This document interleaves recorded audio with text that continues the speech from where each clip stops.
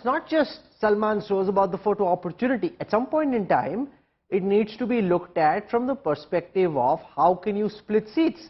Let's take the example of the left, the Trinamool and the Congress in West Bengal, or the Congress and the left in Kerala.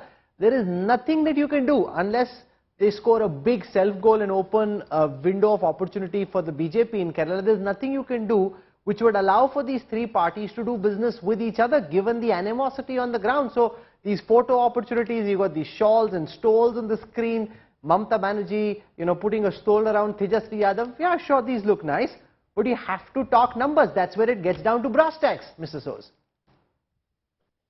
Rahul, first, before we get to the arithmetic, I know people have raised this question of what, can we get beyond anti-Modiism? Let me dispel some misconceptions here. This alliance is not anti-Modi, anti-RSS, anti-BJP. This alliance is about fundamentally a very different idea of India. Look, one thing that we have to really keep in mind is that there is a vast army of young people in this country who are unemployed, who don't have jobs, who don't have a future, who are losing hope. And the reason they're in this situation is directly linked to the policies followed by this government. And what is the opposition going to do? The opposition is going to say that on one hand, you have a vision where you basically tie yourself together with a few big industrial houses in this country and hope that those mega companies really power India's growth. On the other hand, what you can have is millions upon millions of small and medium enterprises creating jobs that our youth desperately need. So that's the economic plank.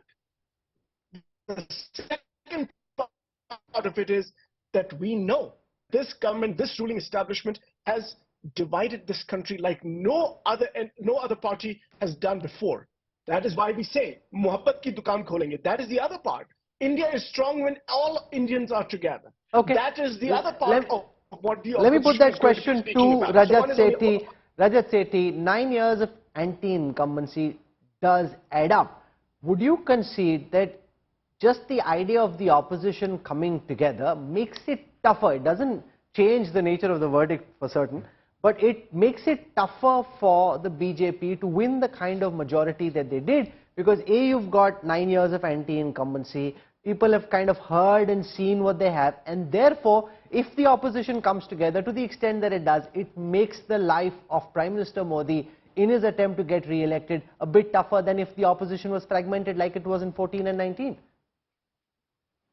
I agree with you, Rahul. I think we have touched upon the narrative, or the rather lack of narrative on the opposition side, the lack of clue, but we also need to look at what is the narrative that BJP is going to present, because that is also going to essentially cut through this opposition's agenda that, they're fighting for India and all of those things, higher ideals.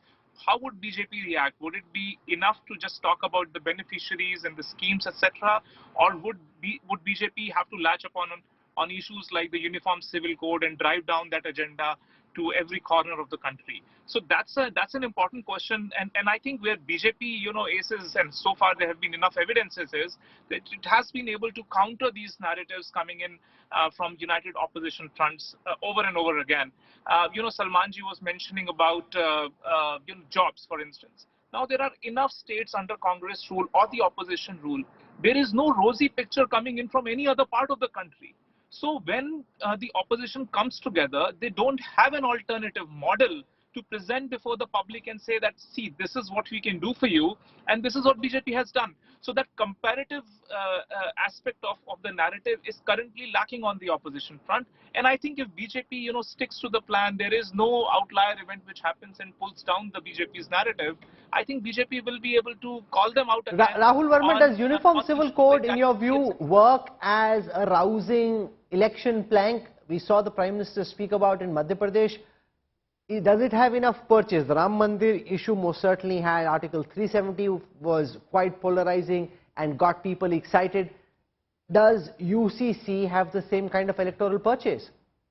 Yes and no. Yes, because it depends on how BJP is going to pitch this.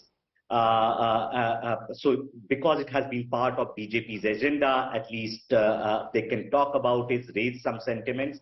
But no, because in case of Ram Mandir or 370, you had to do one concrete thing, right? You can show what you are doing. Something like UCC, Uniform Civil Code, is a complicated set of procedures that you need to go through to bring that body of law, what you will call as Uniform Civil Code. And you might even basically make certain Hindu communities unhappy. In certain communities, the idea of sort of unified Hindu family or undivided Hindu family is very, very important. And so I'm not sure whether you can actually pull an election on UCC and make it a very, very emotive issue.